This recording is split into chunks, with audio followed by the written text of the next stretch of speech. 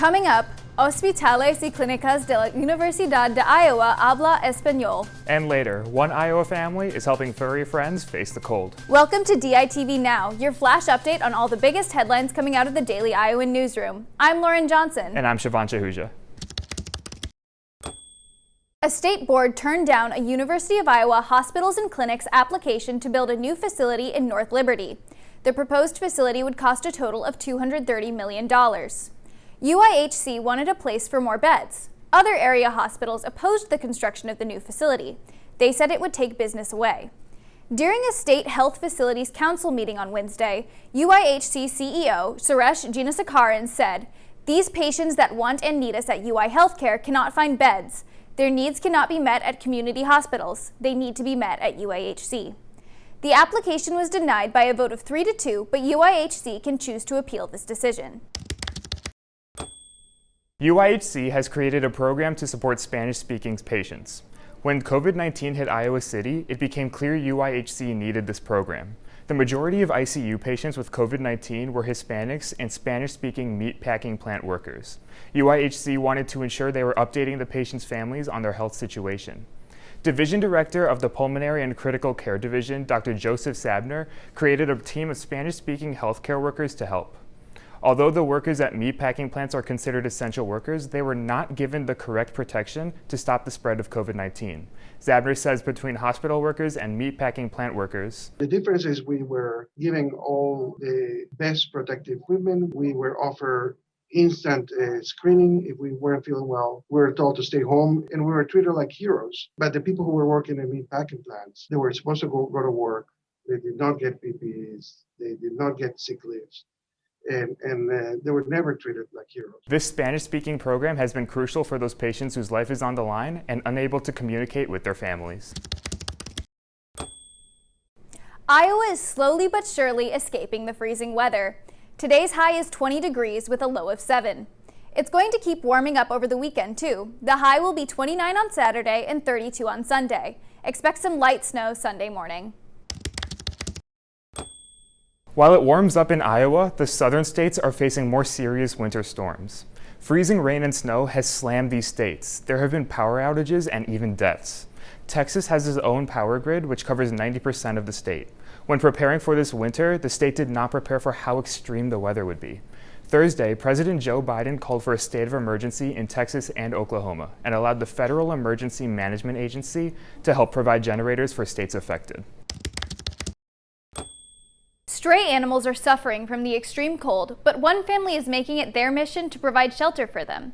Shelley Hull and her family have built over 500 shelters from styrofoam boxes for stray animals in Iowa City. We all are in this together to help animals. The cold can be unbearable. Realizing this, the family had created shelters that house many types of animals, including a fox, helping to keep them warm. We just love helping the animals out there that are so cold. 9 years ago, animal lover Shelley and her family began to build shelters from styrofoam boxes.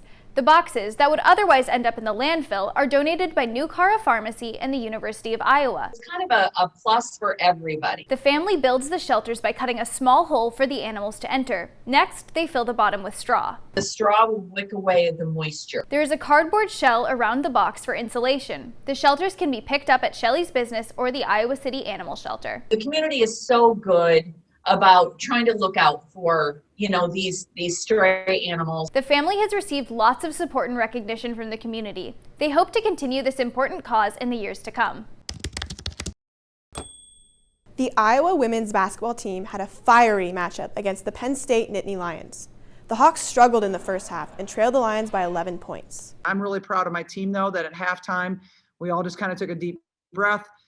We knew that they wouldn't be able to keep up those numbers, especially if our defensive improved. Sophomore Kate Martin came off the bench hot and had a career high of 19 points. Making shots just feels good, and when I can knock them down, it just brings more and more confidence. Freshman star Caitlin Clark put up 32 points, and it sealed the win for the Hawks. The final score was 96-78. The Hawks are supposed to travel to Indiana this weekend, but there's uncertainty if the game will happen. I don't think we're playing Indiana anymore. Yeah, I think it's coming out here shortly. Clark did not clarify why the game would be canceled. Check back in to see if the Hawks get to take on the Hoosiers. Elizabeth Catlett was a Black artist, a University of Iowa graduate, and as of 4 years ago, the namesake for Catlett Hall. For Black History Month, DITV reporter Oliver Wilhelm discovers more about the campus life of an important figure in UI history. Before her death in 2012, Elizabeth Catlett was many things. A sculptor, a printmaker, and above all else, a social activist. Who is really self-conscious about making art that is not just accessible, but art that grows out of the specificity of her experience as a Black woman and later as a Black mother. Her art after the university would be devoted to social progress, but her time here was not easy. Because she was Black, Catlett was not allowed to stay on campus. Behind me is one of the remaining houses set up by Black students as a communal off-campus experience. A small place for Blackness carved out of a white town. She would have been forced to stay in a house, much like this, separate from the university. Despite this discrimination, Catlett was one of the first 3 to receive an MFA here in the 1940 class. But even today, a Black artist fitting into white Iowa City is not easy. It really pushed me to think about my art, about my Blackness, about my femininity.